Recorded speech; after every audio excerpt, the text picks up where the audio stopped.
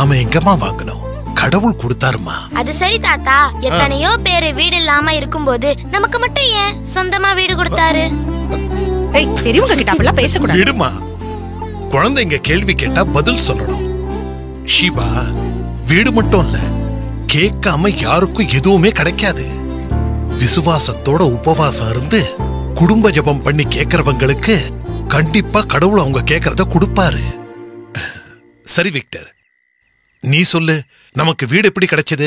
நானு, நீங்க, அம்மா, ஷீபா எல்லாருமே சேர்ந்து குடும்ப ஜபம் பண்ணதுனால ஏசப்பா இந்த வீட்டை நம்மளுக்கு கொடுத்திருக்காங்க.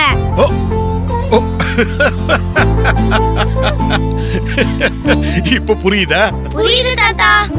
நாம பட்ட கஷ்டமெல்லாம் இன்னையோட தீர்ந்து போச்சு. இனிமே நடக்கிறதெல்லாம் நல்லபடியாவே நடக்கும். ஆமாப்பா. சரி, குழந்தைகளை தூங்க வச்சுட்டு நீயும் போய் படு. நீங்களும் போய் தூங்குங்கப்பா.